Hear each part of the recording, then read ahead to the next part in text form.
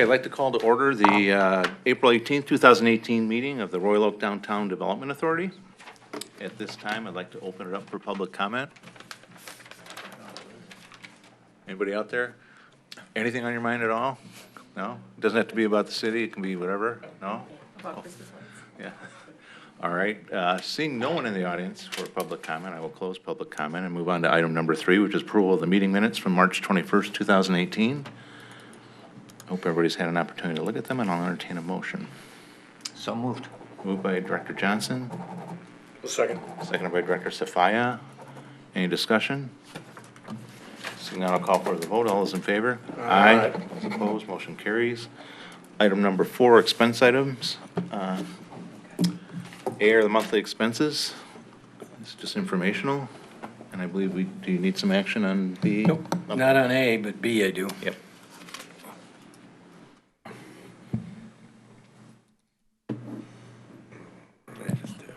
Anybody has any questions on A? Now is the time.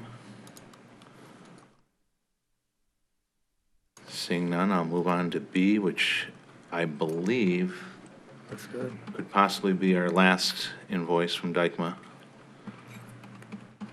I believe it should be. Yeah. Move to approve. Moved by Director Riley, A second. seconded by Director London. Any discussion? Mr. Yesbick, anything? No? Okay. Seeing nothing, I'll call for the vote. All those in favor? Aye. Those opposed, motion carries. Item number 5, agreement for the installation, removal, and storage of holiday lights. And we have representatives from English Gardens here. Basically, the infrastructure committee is recommending continuing the contract with English Gardens for the upcoming 18-19 season, based on the plan and the agreement attached. So unless there's questions, I did suggest or provide a suggested resolution. The total dollar amount would be, let me see if I can find it, $165,865.37. The committee looked at potentially putting string lights across some streets, decided there was a lot more work to be done on that before they could recommend that to you. So they're basically continuing with wrapped lights, the lamp post decorations, and some color modifications and things like that. So I don't know if the committee wants to say anything or you want English Gardens to give an overview, but it's basically a continuation of last year. I just wanted to clarify what Mr. Twing was saying there was the idea of the string lights has not gone away. It's just that we needed to get this contract settled in order for them to be able to start purchasing whatever needs to be purchased at this time. So I think it's still a viable thing that the committee wants to look at, but there's a lot of logistics that go along with it in terms of the cost of installing it, who's going to install it, getting permission from the building owners and so forth. So we weren't in a position to support that right at this time. The only other thing I would add was there was some discussion about shortening it from, the contract runs or says that the lights need to be installed by November 16th of 2018, and then they're to be removed by March 29th of 2019. There was some discussion about having them come down earlier, but that's been the standard period, so if you wanted to modify that, I think you'll have to have that change. Is this, we're talking about from building to building? We're talking No, about? these are the Christmas lights. Oh, No, but the string lights were The string lights, what I was talking about, yeah. Lauren. yes, Yeah, it's a separate item. separate thing. Yeah, I what have he a- was I have a saying was question the about that. timing of the entire city. So, yeah, the question here is do we still want to stick with March 29th to remove the regular Christmas lights? Well, could I ask a question to you guys? If we, I've always wondered why we leave them up as long as we do. And in fact, I think, in terms of the shelf life of the product, would it be better if, say, we got them down, by the end of February or whatever? In terms of shelf life for you guys, not really, because we're gonna honor, a 2-year warranty or 3-year warranty, whatever it is on those sets, no matter how long they're up for that season. Not the warranty, the actual life of the product. Yeah, it would increase that life of the product. Sure. So because there were times where I'd be walking down the street and I'd be going, geez, why do we have these on now? And it's like, March, it's 70-degree day, of course, 60-degree day, whatever we had back then when we used to have days like that. But I just think that if we can save the life of the product, the labor is the labor, no matter when we put them up, no matter when we take them down. But there gets to be a point where it's like, so some of the trees, I guess my question is, do we like it that there's still lights around the city? Or are we like the guy who leaves his Christmas lights up too long? That's a great question. I'm serious about question. it. And because it's interesting, because one of the things is, it's almost like if we left them up all year round, I probably wouldn't have a problem with it, because I love the different colors, and, they're not exactly Christmas specific. I'm going to give you my opinion. Sure. And I don't know if this is possible, but is it possible to do it in stages? For example, taking the globes and the lamppost decorations down sooner and then leaving simply the colored lights on the trees, because that could represent just a festive town. I think that's a great call. Yeah. Yeah, and that's totally possible. We actually do that a little bit right now with the lamppost decor. That's the first thing to come down, and then we come back and do everything else. Because that says Christmas. Yeah. That says, at that point, we look like we're lazy and we're just, look at the weird uncle who won't take the stuff down. But I agree 100% with Gary. I think, and the orbs are the high-cost material item.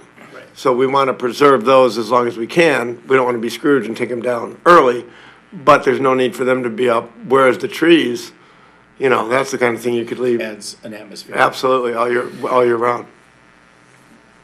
Okay, so you're talking about taking down the The lampposts and the lampposts orbs and the orbs. early, and then, does that need to be written in there? Or is Yes, I think it should be. Yeah. So Gary, what do you think is, like, when should the lampposts and the orbs come down, do you think? See, I'm not the guy to ask on that. end of January, early March? Yeah. Early February? I'm with you. Yeah. And leave the others up to the end of March? Yeah, no, we'll shoot for that mid-January target. It's cold, though. Let's write it as the end of January, but we'll shoot to get it done like mid-January, so. Okay.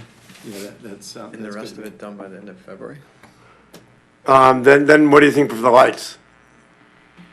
I'm good with March 29th. With this weather we're having now, you could leave them up till July.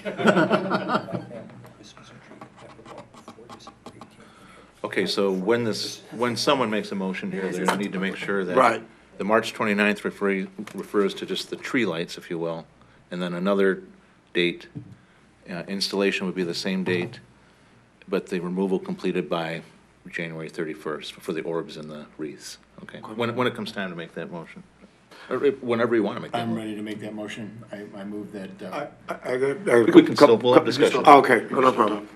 Go ahead. do you have any questions? No, you can No. have discussion I move after. to make the motion that this contract be accepted with the caveat that the lamppost decorations and the orbs be removed by the end of January, and the rest of the tree lights be removed, completed by March 29th. I'll second it. So we have a director, we have a motion by Director Baglio and a second by Director London, and we still want to make sure that those orbs and wreaths are installed by November 16th. Correct. Okay. Okay, so we have a motion on the table and we have a second. Is there any discussion? Did you have something? Yeah, I've just a couple questions for you guys. Since this year, we're just dealing with a straight labor contract, I compared it to last year, and just a couple questions. With the teardrops, was there something with regard to the setup there that caused the increase? What was the increase? in- 21% from last year to this year on the setup. Last year was $24.736. This year is $29.906. The across-the-board increase was 12%, and it's all over the map. Yeah, so that's to replace decor as needed, because some of the stuff is starting to get a little worn, some of the ornaments on there. So that's to replace some decor, so that includes that. So in the labor number, there's also some, how do we say, like minor material? Yeah. Yes. That's Okay, the best way to put it, yeah. okay. I guess that would hold true, because the orb setup was only increased 5%. And then the tree wrap setup increased 13.4. This number always is that. On the tree tear down and storage, that went up pretty significantly too. That was up 16%. There's also in that storage and takedown, there's replacement of storage bins included in there. Okay, So we don't do that every year. It's every couple of years we do that. This happens to be the year that we need to start replacing them because they get worn and broken. okay. It was just kind of interesting to me that the numbers, you know, each line item kind of jumped all over the map. So it wasn't. I mean, if you guys have a justification for it, it makes total sense. Like the tree wrap setup went up 13.4%. The tree tear down and storage went up 16.2. Teardrop setup went up 21. The teardrop tear down only went up 10. The orb setup went up 5, and the orb tear down was 12.2. So the across the board was about 12% increase. Just straight labor for labor. So I think with a 12% increase, so next year we should be pretty static with labor, right? Should be. Good job. Is that it? I think that's all I got. Is there anything else? Let me just make sure. No, that's all I got. Anybody else with anything? All right, seeing no further discussion, I'll call for the vote. All those in favor? Aye. Those opposed, motion carries. Thanks, guys. Thank you. Thanks, guys. On to number 6, the Rich and Associates parking report and the recommendations.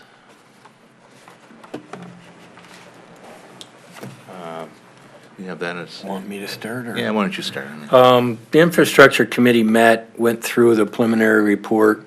I will say that I did receive a final revised report from Rich. It came in late Friday, after I was gone, and then we were off Monday and Tuesday this week because of the power outage, so I wasn't able to get through it or see all of the revisions in it. I'll touch on them. Most of it was additional information. It really didn't change their recommendation sheet. It just provided additional detail, but I'll send it out once I get through it and read it. And they did have a page that needed to be changed and corrected in it. Basically, though, the report addressed time limits and allocation, high demand areas, some recommendations on control equipment, pricing, enforcement, park mobile and other mobile payments, and then marketing of the system. The infrastructure committee went through it on March 27th. They are recommending that the board support those recommendations from Rich and Associates. Just real briefly to highlight some of them. In terms of time limits and allocations, what they found was that the vast majority of people stay less than 2 hours, and there is a chart in there that goes through it. The final revised report even gets into more detail, comparing it back to 2005, that people are staying less than 2 hours in the downtown. And so they're recommending that the parking on street remain at 2 hours or less. And then they address off-street as well. The high demand area was slightly modified in terms of the layout. The garage, in terms of control equipment, they're recommending some additional signage to help the users in the garage get through the pay station type equipment. Parking lots that really simply talked about the types of meters that were being used and the fact that we've got a variety of meters right now, and they're recommending that we get to a consistent meter type and activity. The revised final report actually gave a chart of how many of each type of meter is out there from their inventory when they went through it. So that part, when you see it, will have more information on it. The big item was probably parking pricing. You'll recall that you saw this at a prior meeting. That chart is still in the report. Let me find it real quick. I'll show it. Page 21. So Rich and Associates, based on their review and analysis, is recommending that the DDA forward that parking pricing rate increases, as you saw previously, to the City Commission for its consideration. I believe some of those were already forwarded, so they won't get forwarded again in terms of monthly passes and those sorts of things, but the rest of the hourly rates, the committee did review these and is recommending that you forward those on to the City Commission. Tim, is not just the rates, but isn't the entire report and recommendations to be forwarded to the city?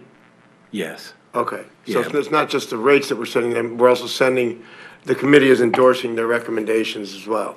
Yes. Okay. All of them. Okay.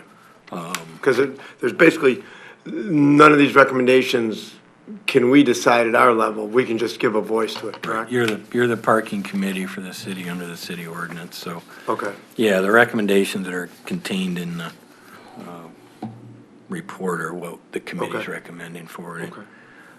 The next part of it was in regards to enforcement. Basically, some discussion about 10 a.m. to 12 a.m. being the enforcement hours.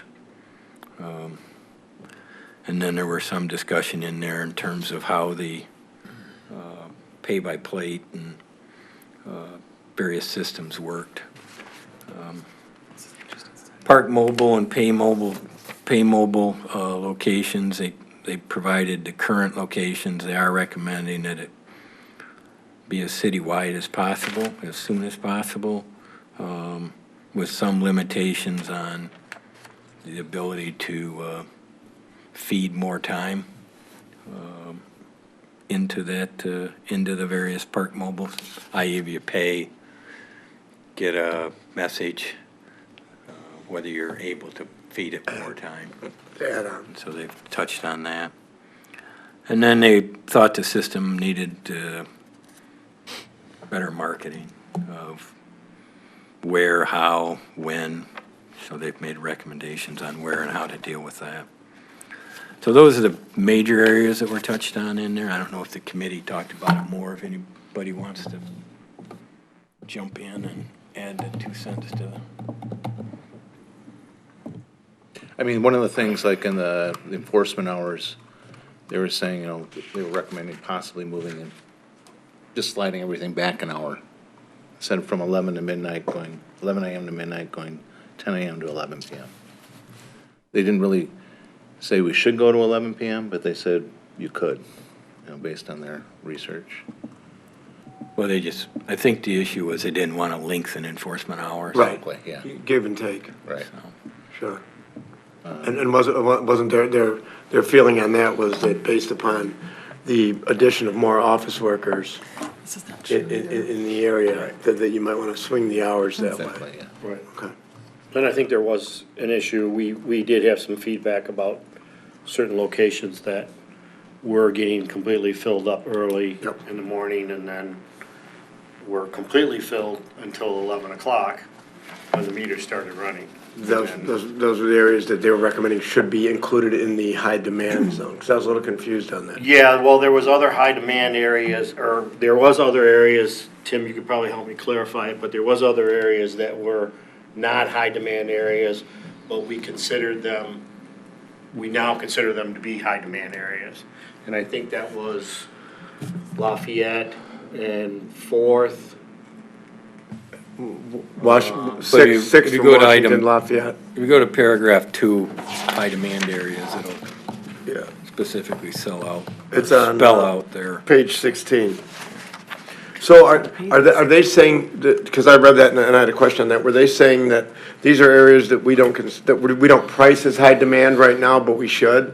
Correct. Okay, because people are just basically parking there all day. Right, because Okay. the pricing, structure of the pricing is based on high demand, low demand areas. And that is a quote-unquote high demand area because it's filled, but it's priced as a low demand. Yes, Correct. what we recognized was that the high demand area is getting bigger. Okay. The It's footprint's stretching out, The footprint expanding. is expanding, so. Okay.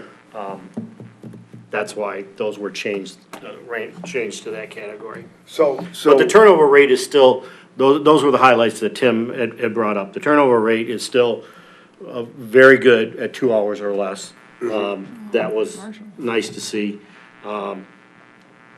We had talked about the high, and the enforcement, of course, was to alleviate some of the current problems that we had.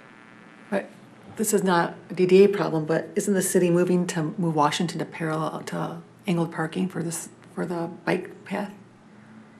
I saw something that the city was doing that.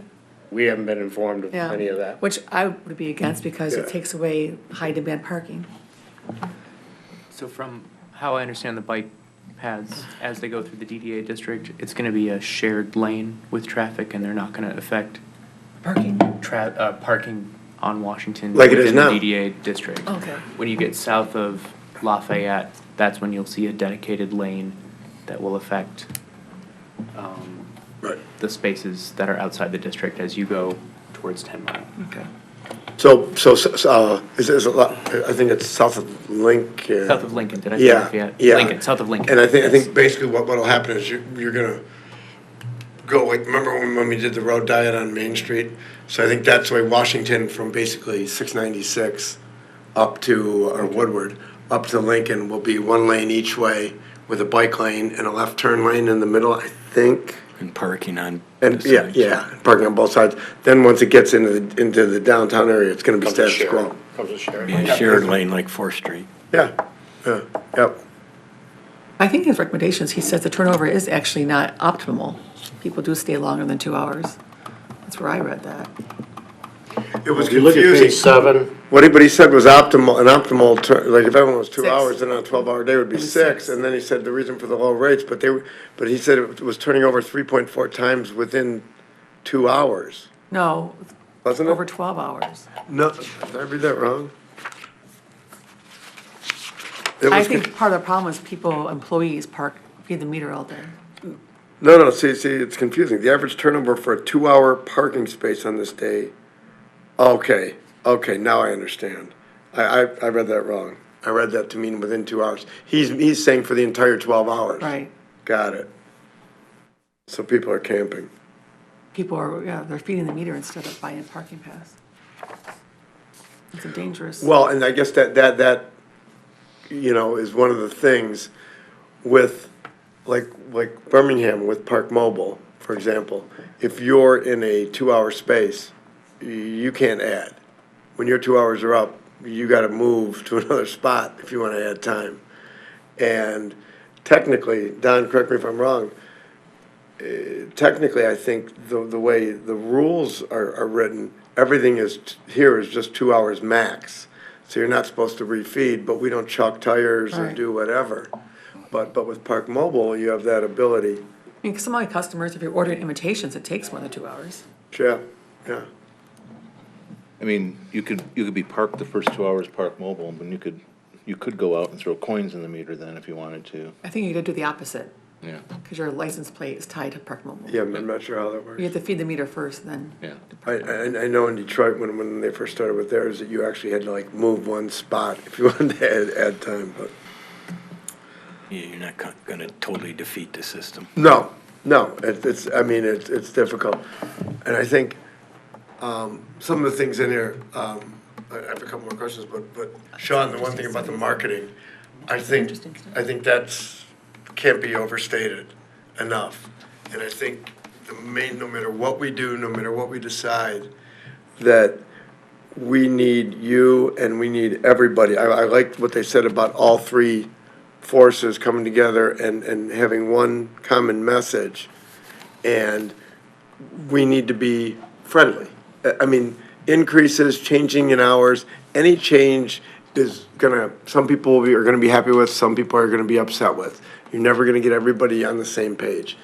So I think the most important thing is that we communicate well and that we become as parking friendly as possible. Not just with smiles on our face or whatever, but also in terms of technology and apps and notifications. You get a lot of people, like when I'm looking at the rates, and I was going through them, and I'm seeing, okay, well, $1.50 an hour, okay, I can figure that out. That's, every 50 cents is 20 minutes.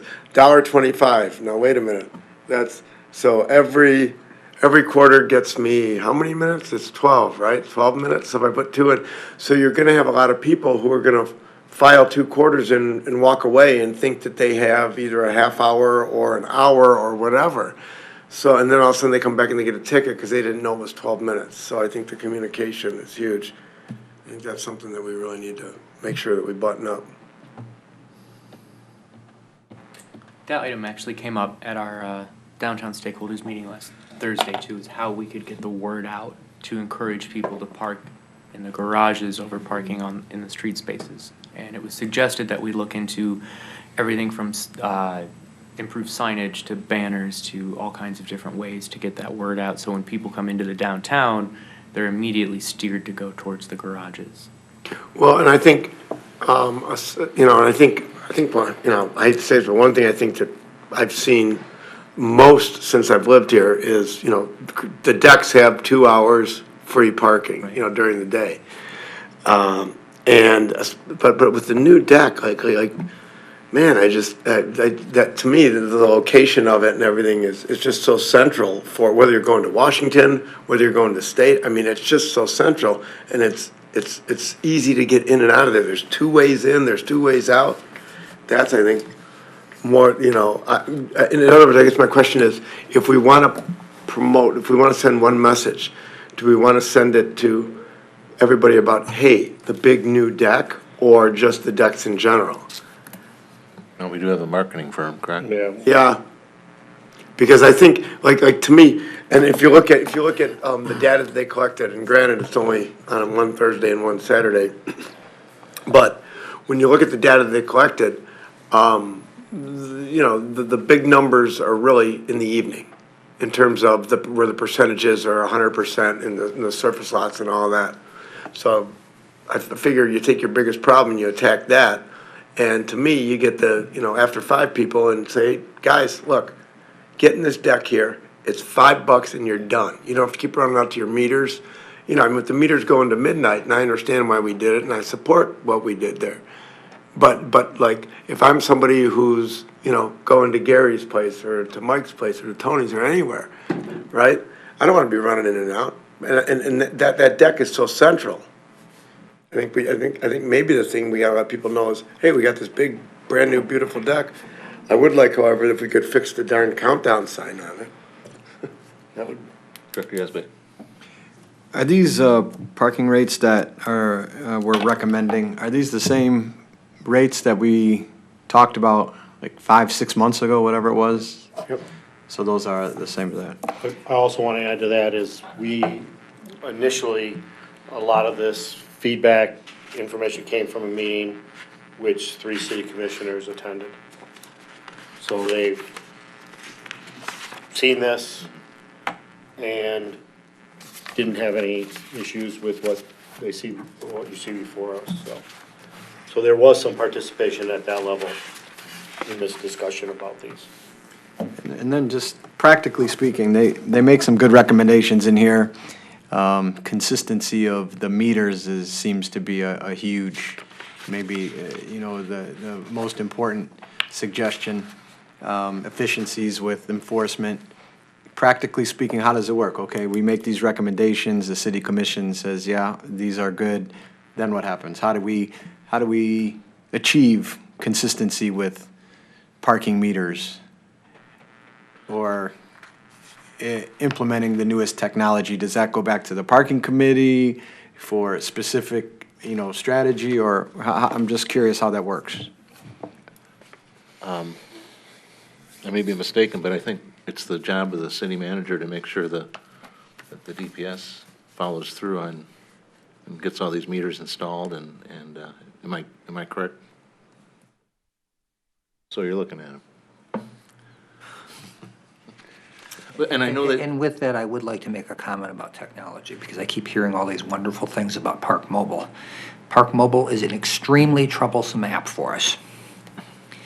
We have a major problem with Park Mobile not communicating properly with the IPS meters, and people getting tickets when they've actually paid through Park Mobile.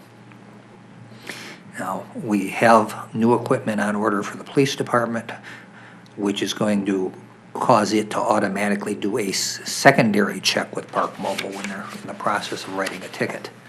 But it really shouldn't have to, because it's supposed to register on the meter, but a lot of times it doesn't. Now, from what I understand, though, our last meeting we had when Mr. Rassel was in attendance, he said most of that has been corrected. I'm still getting issues from the court, still telling me that we're still having problems. What about the LPR systems? Are we getting those? The license plate reading systems? I haven't had any more communication recently from Bosch on that. I'm not sure where that stands. Because that, again, I don't claim to know this technology, but that seems to be the answer to it. I don't know, and again, my only personal thing is dealing in Birmingham, and I don't think it ever registers on the meters, but I think they're all using the LPR system, right? Where they walk by with the machine, like it says there on page 4. Oh, you're talking about the handheld unit? Yeah. No, I was talking about, we've been talking to Bosch about a system whereby when you leave a parking structure, that your fee would be registered automatically based on your license plate. Oh. And you wouldn't even have to stop at a booth. They do that in Florida with tolls. Right. SunPass. Yeah, a lot of places do that. Colorado does that too, for toll roads. Well, what about the handheld LPRs? Are we looking into those? We've ordered them. Oh, we did? Yeah. Oh, okay. I think the unit that they just ordered includes that. Don, We're probably about 4 weeks out from having those, and maybe another week or two before we actually deploy them. question I had while we're talking about the meters, on page 23, they have a line here that said, it would be beneficial for Park Mobile to be offered throughout the entire downtown area, okay? This could also save the city from needing to upgrade all coin-operated meters. Can Park Mobile work on the old coin-operated meters? No, I think what they're saying is save the cost of, if a coin-operated meter needs repair, they're saying, if you upgrade it to the credit card, Park Mobile, then you wouldn't have the cost of repairing coin-operated. But, you know what I'm saying, is there, well, one's gonna replace the other. Park Mobile, what you can do with Park Mobile and what some places like Ferndale do is that their meters do not register the fee payment at all. And Which is Birmingham, instead, too. the officer basically calls in and checks with each vehicle that they're about to ticket as to whether they made a payment through Park Mobile. We felt that doing that manually would just not be acceptable with the volume that we're dealing with. But the new equipment that we're getting is supposed to be able to do that automatically, so the officer doesn't have to take any special action. That it will automatically do that and prevent him from, or her from issuing the ticket if it's actually been paid. And in that case, you wouldn't have to have the IPS type meter for that to work. It would still be nice because then you got the ability to do a credit card right at the meter. And it's nice when you can actually see the display, you know, when everything works the way it's supposed to. I would agree, and I think that having those, as recommended by Rich, having those IPS meters all throughout the downtown, I think is where we want to be. Absolutely, particularly with the increase. Another interesting thing, and what I'm just wondering what the committee thought of their recommendation on some blocks, like at maybe the ends of the blocks, to provide a short, 15 to 30 minute sort of parking spot, like loading zone type thing. Just wondering what you guys thought about Remember us that. discussing Yeah, I that? remember that discussion. I remember that at one Well, we point in used time. to, it we had it. used to have, and I think what the committee talked about, the problem with that is identifying them without a hell of a lot of signage, because what we had, when we had them previously downtown, people would show up, want to park longer, and realize they could only park for 15 minutes.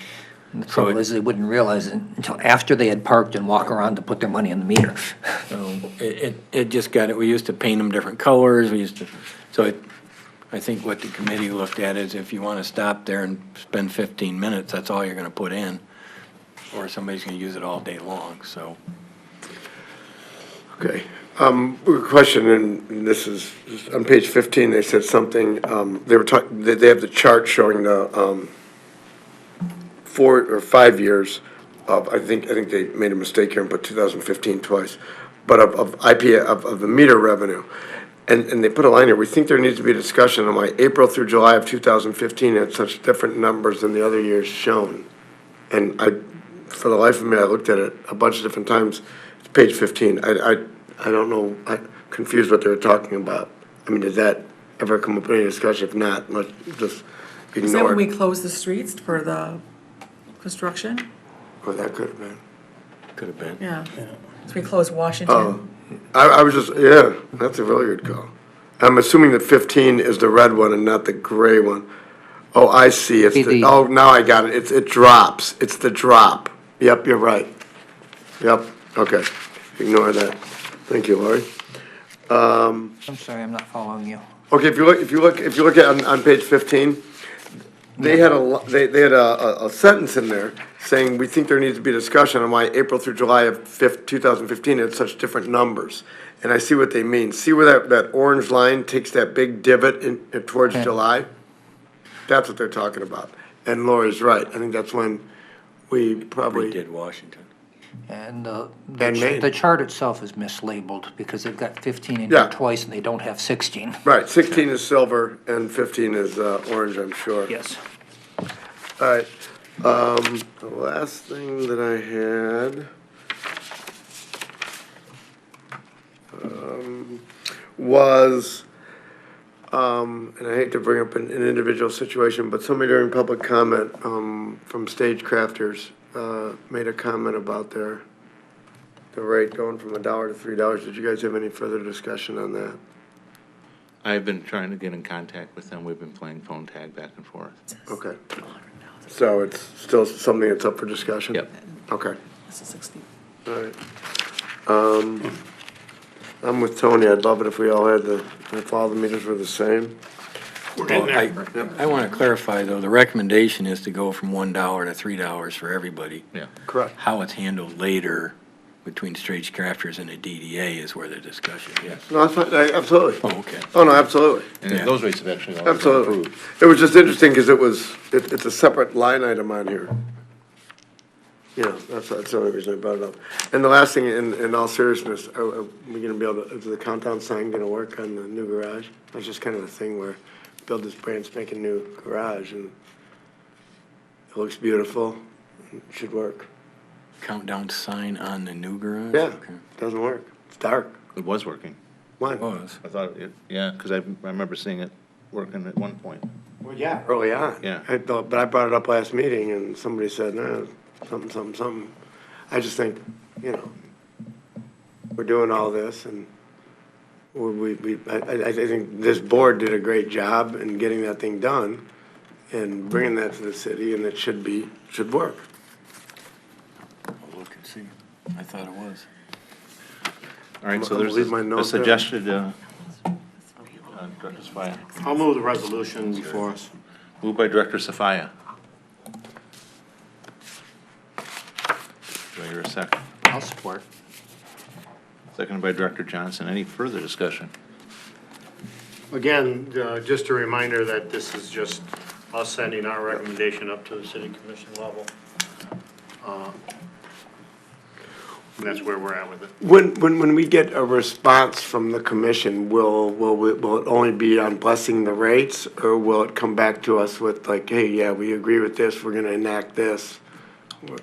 Nothing may come back to us. They may adjust however they please. Okay. However they please. Or they may say, hey, we'd like the parking committee to look at this some more, or whatever. Okay. So, any other discussion?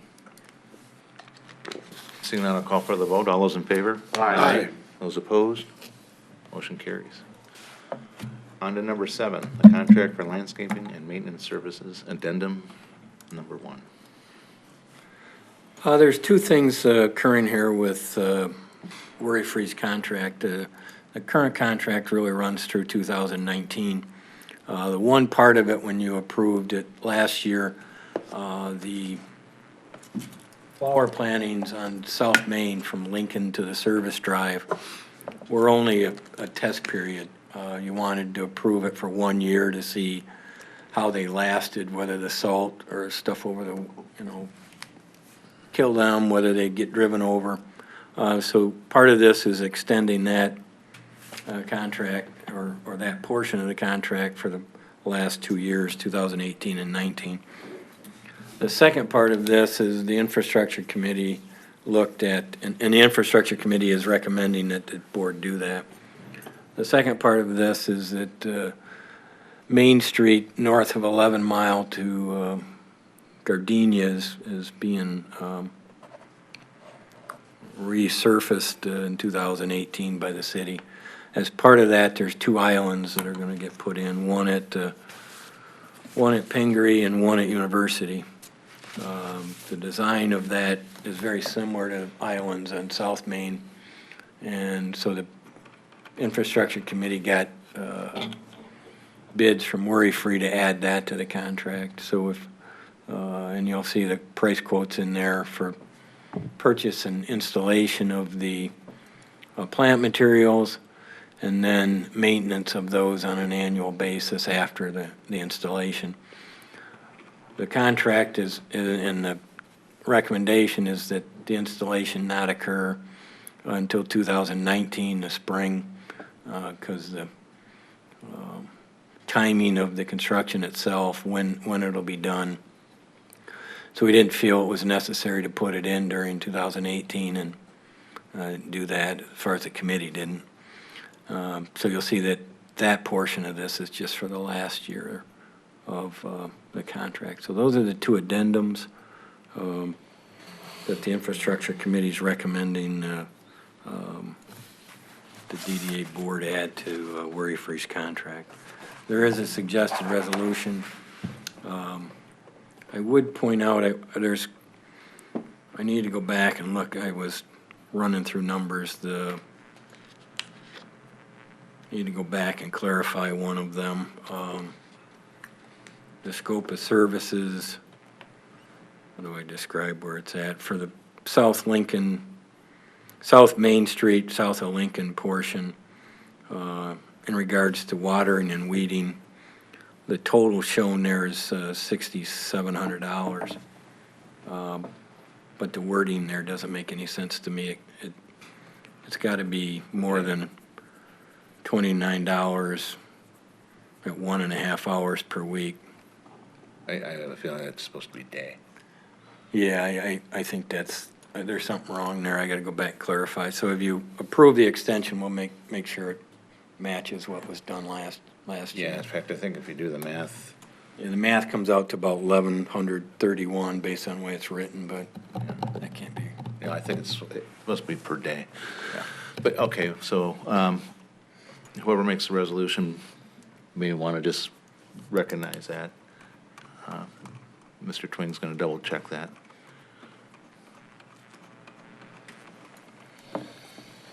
And this was a recommendation from the Infrastructure Committee. Director Spaya? I'm going to move the resolution.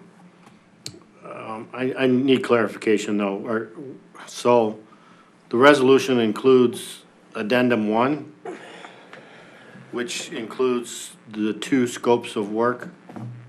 Is that The correct? 2 scopes of work, South Main for 18 and 19, North Main for just 19. Okay, but it's all included in one resolution here. It's all one addendum to the contract. Okay. So I'll move that resolution,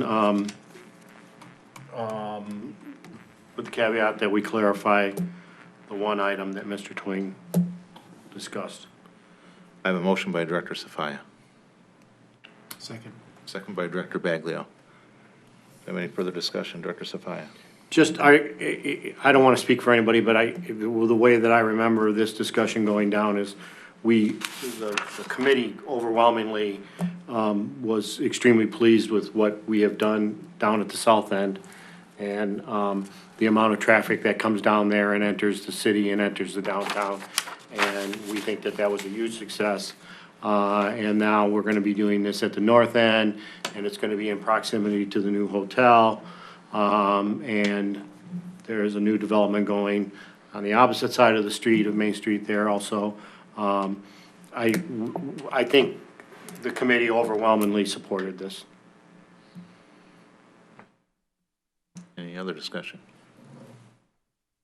Seeing none, I'll call for the vote. All those in favor? Aye. Those opposed, motion carries. Okay. I think we're on to committee reports now. Consumer Marketing Committee. We did not meet, but can we schedule one? Sure. Tim, I got your email and you got everything that I have. Okay. Um, The 7th work all right for everybody? For me, I think I moved my daughter to college that day. the 7th? Yeah. Should work for me. To move it now. When is the, Grad school. when are the, She's an 4th. assistant. what's that? May 4th. The RFPs are due back the 4th. 4th, okay, all right. Tony, you can make the 7th? Okay. She started college at 12. All right, the Infrastructure Committee. I think we just kind of did it. Everything that was on the agenda today was our meeting. How long was that meeting? Just out of curiosity. We could go through it all again if you like. Yeah, I could recap it if you want, but. Good day. Was that all one meeting? Yikes. That was a good meeting. So yeah, the Business Marketing Committee. Yep. Mr. Ryder. We spent the bulk of the meeting on the commercial space and the new parking deck. Actually, really informative. We met with Shelley and Shelley. Oh, is it 4 o'clock? Decided to show up? We cushion space for you. There you go. Anyway, Shelley from the Chamber of Commerce and Shelley from the Farmers Market were both there. We got some input from them on different stuff that they could, maybe use the space for, and what their areas, like stuff that goes on at the farmer's market where there's certain size stuff that they can't, that they're too big for, and how many times people are coming at them for. So it was really interesting. We had a lot of good conversation. Sean was involved. And basically, since it is the city's space, we're putting something together which we should have at this table next month, right? Where basically we're gonna go to the city and we're gonna offer to hire an architect, build it out, on our dime, and then, figure it out from there. And, with a few others, recommendations and suggestions. So I think it's interesting, and I know Sean, is also getting some input from other areas too, about different things that we can do there. And just so you guys know, what we're thinking of is, the ability to let that space do a number of things, whether it's hosting small events, hosting small fairs, i.e. like a retail fair, maybe, I'm just pie in the skying this, maybe 1 week a month is always a retail fair where people, rent kiosks or space, and everybody knows that the second week of the month, it's the retail fair. And then other times it's, there'll be events and, could be during lunch, could be evening, could be night. So, and obviously, we don't, until we know exactly what we all want to do with the space, we can't build it out. So, but we'd like to move fairly quickly on it. Outside of that, that was primarily it. A few different questions. So hopefully we'll have that to the table next month, right, Tim? Yes. Is that right? Okay. And did I forget anything? Great meeting, great meeting. Yeah, it was a good meeting. It wasn't as long as theirs. And you are. All right, anybody with anything else here on this item? So then we'll move on to the last item on the agenda. Sean, with your downtown manager report? Certainly. As you guys know, I attended the Main Street Now conference in Kansas City from March 26th through the 28th. It was not my first time at that conference, but it was my first time representing City of Royal Oak there. I feel it was probably the best conference that I had attended so far. I walked away with a number of things that I was inspired to take back here to downtown, ranging from business attraction to things that affect how I build the collaborations between the organizations that operate in downtown and between the businesses here. Walked away with a couple new concepts. Concept of place attachment was a very strong thread that ran through the entire conference. It was basically how do you create opportunities for individuals to become attached to your downtown, and whether that is people who live there or work there or do business there, what kinds of things bind them to the downtown in an emotional sense? So this kind of transcends the numbers, or how do we just increase sales, but how do we really make a downtown part of somebody's story? And I think when you're able to do that, you create these lasting relationships with people, groups of people and businesses that help with business retention, that help with attendance to your fairs, your festivals, things like that. So I think that was probably the most powerful thing that I walked away from with that. It's a very millennial concept. Yeah, it is, isn't it? It's very millennial. I embraced my millennialness. Yeah, makes sense though. Lastly, I think one of the important things that they stressed to people in this line of work is that the decisions we make really do affect people's lives and livelihoods. And so we should really, come at this with, how does this affect, someone's business or place of work, or, where they choose to send their kids to school, or why they're moving to our town and things like that. So these are very important considerations, and that, it also gives people tremendous amount of power with the decisions that you make that change how your downtown works. It's really at the forefront of change in society too. It's really affecting how people live their daily lives. It's how they park and how they do their shopping and do their business, and where they go to reside. So it was just an overwhelmingly positive experience, I feel. Next year they're holding it in Seattle, and I'll definitely keep the board informed of any new information that comes my way from the National Main Street Center. So I am kind of hitting the ground running, being inspired from the conference. So I have decided to kind of put together a small group of business owners, and working with the chamber, create a more of a complete, well-rounded business welcoming program for new businesses that come in. And it was also stressed to me that I should work on something like that for some of the new businesses that are coming into the office buildings, like the Atkin building. So I will be meeting with Shelley from the chamber and some business owners. We're going to brainstorm some ideas of like a standard welcoming kit that we can give to employees and new businesses as they come in. We'll probably have to find a way to scale it so it's economical for us to do something like this. If a firm comes in with 60+ employees, we might want to do something differently than if a small mom and pop shop opens up in one of the retail spaces. But we want to have something that we can rely on, kind of a standard operating procedure of this is how we roll out the red carpet for people in a way that's memorable and helps foster that place attachment for those new businesses coming in. So secondly, I am working with some local businesses to have them start to organize with each other and design their own promotional events to drive demand and increase foot traffic. I'm going to be working with several of the brewers, in fact, all of the brewers in downtown, to do a special promotions that they want to do alongside Motor City Gas. And so the concept is Motor City Gas wants to take a very popular beer that is made locally, and as a special promotion, distill that into a whiskey that'll be available at both locations. So I think that would be something that is actually kind of charming, but also would really show that Royal Oak is like the center for, you know, this type of craft that's going on here too. So it's something that we're going to be talking about in the coming week. Also, a business owner on Washington has reached out to me, and she wants to organize a ladies' night out event. So I'm helping her connect with the Restaurant Association and several retailers to see if we can get something like that off the ground too. So I'll definitely keep the board informed as these projects and promotions move forward. I see myself as kind of a facilitator, and I really want to see some kind of organic growth on the business owner's end for them to kind of lead the charge on these things, but me to kind of help them out and connect them to the right people who need to be connected. Additionally, the Metro Mode Community Newsroom is something that I've kind of had in the back of my mind for a number of months. Metro Mode is a media organization. It's operates in several states.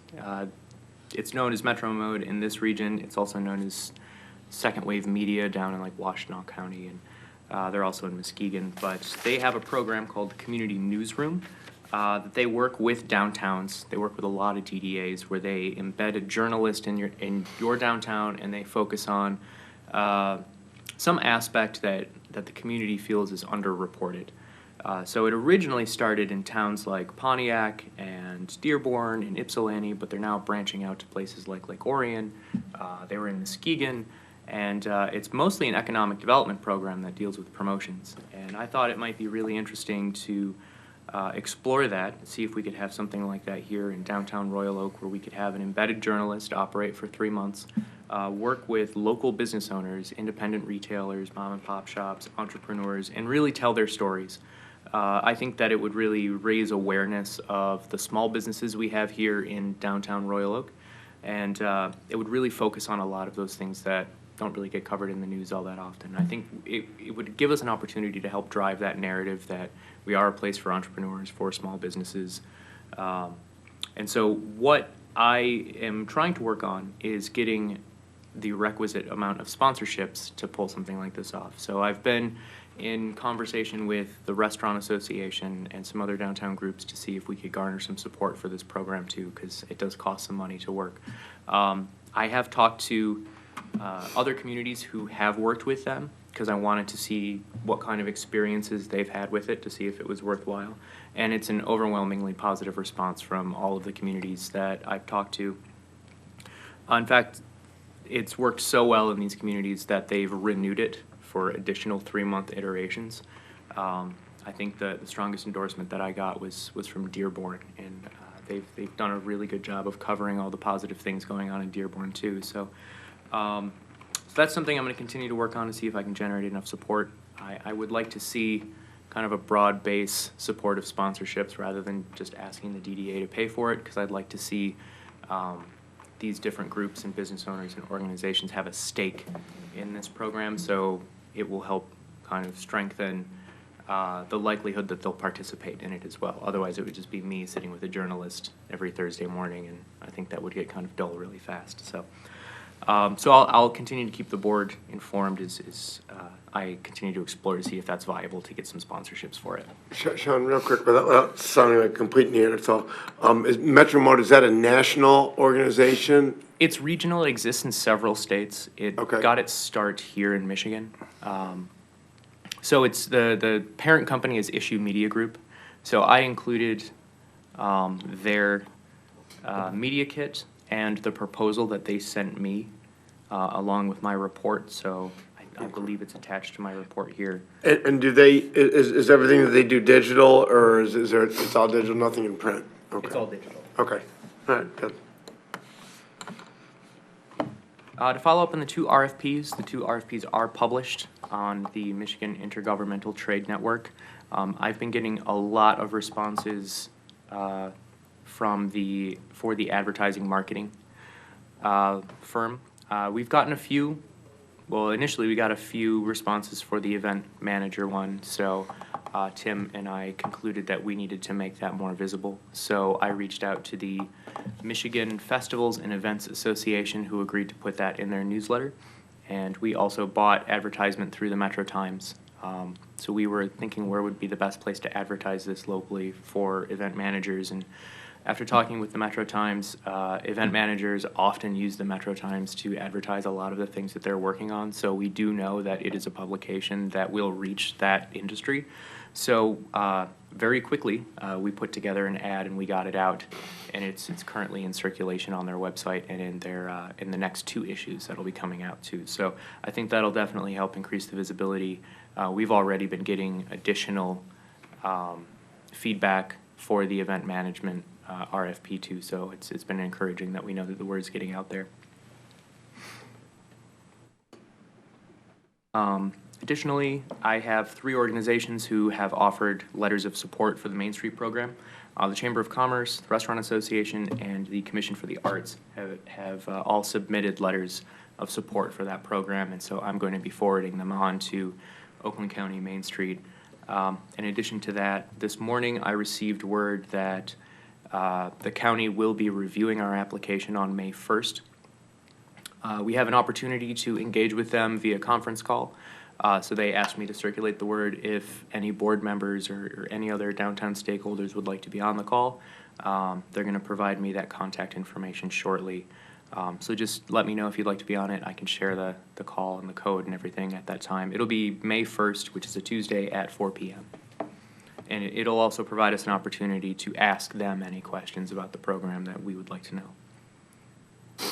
I believe this has been circulating to the board already, but I just wanted to relay that a number of downtown stakeholders have approached me, all kind of with the same concern.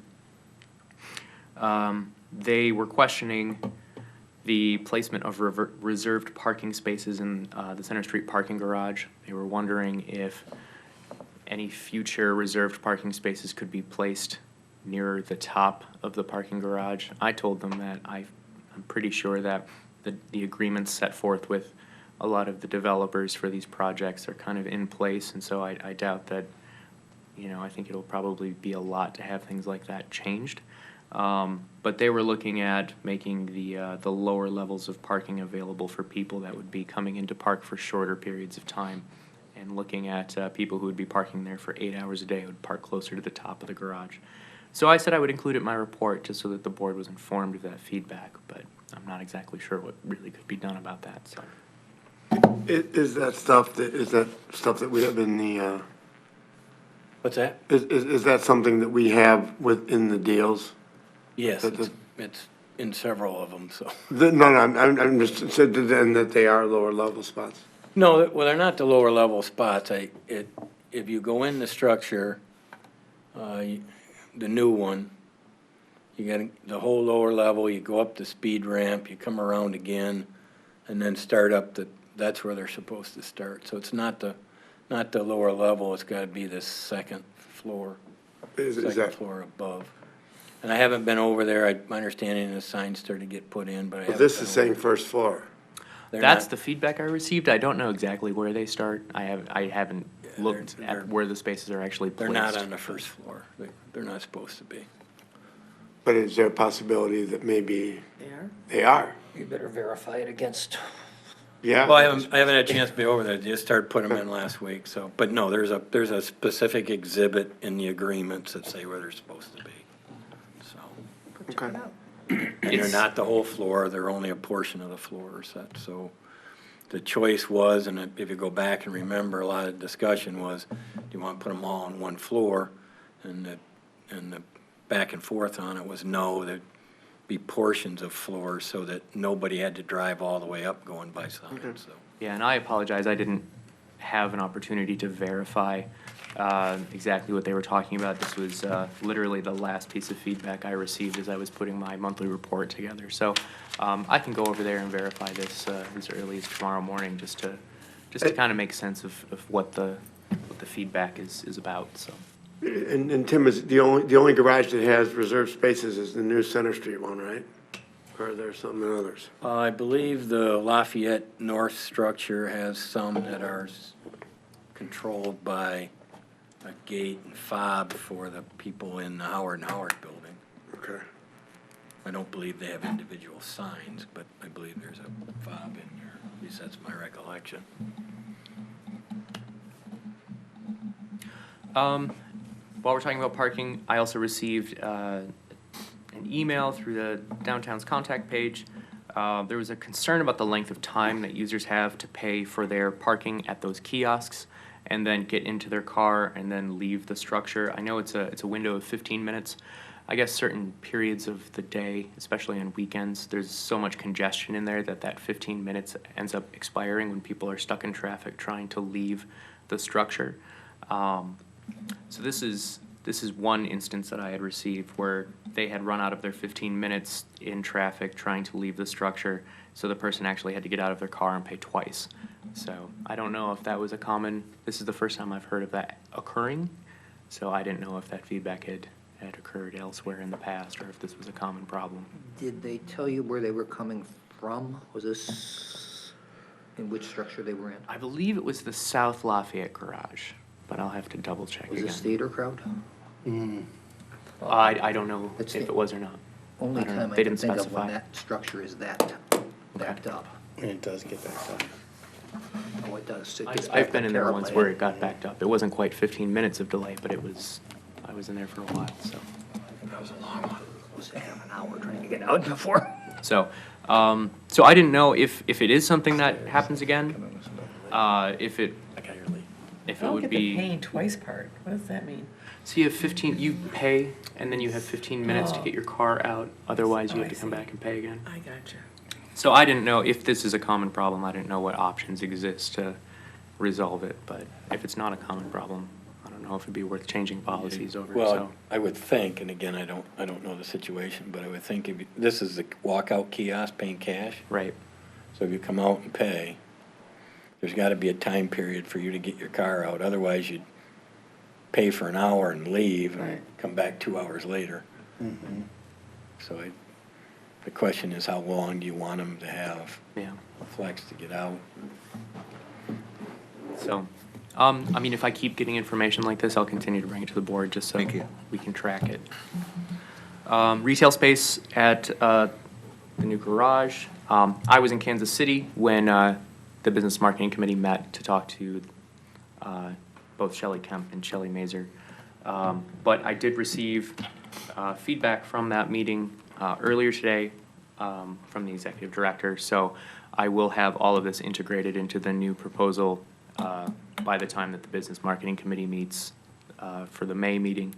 And you guys will have something new to review that will reflect what you guys discussed at the last meeting. Autism Awareness Month updates. The Flip the Switch event on Monday, April 2nd was actually a really good success. Fifth Avenue provided the venue as well as the food, so thank you for that, Tony. So it was overwhelmingly positive. So I understand that the city intends to make it an annual tradition as well. Moving on to new businesses, I'm going to be meeting with the owner of Milan Pizza tomorrow. They are now open. He called me yesterday. They opened, soft opening on Thursday. They're on South Main Street, right next to Jolly Pumpkin. Oh, So they just opened last Thursday. They want to plan pizza place next to a pizza place. more of a formal grand opening for beginning of June. So I said I'd work with him in addition to try to coordinate with the chamber to see if we can make something like that happen too. So it'll be a really good opportunity for us to maybe roll out our new welcome program. Downtown stakeholders meetings, I've attached both of the summaries of those meetings to my report. What's notable about the last meeting we had last week is that we had representatives from Franco, which is the city's communications firm that they've contracted with, who took the time at the meeting to make introductions and have a discussion with the business owners there about, you know, what are the primary concerns they're facing regarding parking and, you know, what kinds of things they should anticipate with construction and how they're going to be communicating with each other. So I thought it was a really productive meeting for them, and I told them that they are welcome at every one of these monthly meetings to provide updates and reach out to a lot of the business owners. So that was very successful. One thing that they did mention they were going to be doing will be they will be publishing a splash page on the city's website, which will serve as a primary hub for news and information. So I'm not sure if that's up yet, but I imagine it will be shortly. Lastly, speaking of the websites, actually now 2 Fridays ago, April 6th, I was trained by city staff on how to use the city's website. So depending on what the DDA wants to do in terms of refreshing our existing downtown websites, moving the downtown website under the banner of the city's website is actually a very viable option. It won't cost anything. I think outside of just having a URL redirect, I think that would be the only cost associated with it. But I think it would provide the DDA a significant amount of flexibility, and we could start using the website as more of a communications tool rather than just a business database. That is how it's currently being used. So I would like to take it to the appropriate committee, I guess, in May to talk about that. I think I'd like to put this on Gary's committee, marketing committee. So you're gonna have quite an agenda, it sounds like, but I think this is important, and maybe we can actually take action on it in May as well. Okay. And yeah, that concludes my report. Thank you very much.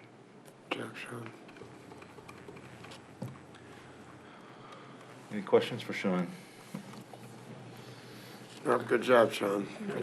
I have one general kind of question here, and I don't know who can answer this, but I remember at one point, a few years back, our chairperson did it. They did, and I think it was done through the cable company. You did an interview. It was a highlight feature of something, and do you remember that, the sit-down? That was broadcast over the cable network? That might have been with Carlo Giannotti. Could have been. Yeah, that was Could have a while been. ago. And I'm just curious as to when we're talking about the downtown website or even the city website, Mr. Johnson, is there a way that if we were able to produce videos of either new businesses coming into town or featuring current businesses or featuring businesses that have been with us for 30, 40, 50 years, is there a way that we could integrate those into the city's website? Both the website and WROK. Yes. Okay. Because I know a lot of people go to that website, and if they see something on there that's either a link to a video where we could actually do a feature of a new business or an existing business, I think that would be something valuable for us to take a look at. It's a good idea. I could look into Yes, please. potential costs or how we could structure something. So, Okay. Maybe that can come up, Gary, your committee. Anybody with anything else? Well, there's only one director I'll accept a motion to adjourn from. So moved. Moved by. Thank you. And motion by Director Krieger. You have to stay another hour. Well, I'm glad you showed up because we'd be here all night. What is here So we got a motion by Director He's the Krieger. closer. Yeah. He's the closer, man. We got a motion by Director Krieger. Do I have a Yeah, I'll second? support. Support by Director Johnson. All those in favor? Aye. Opposed, motion carries.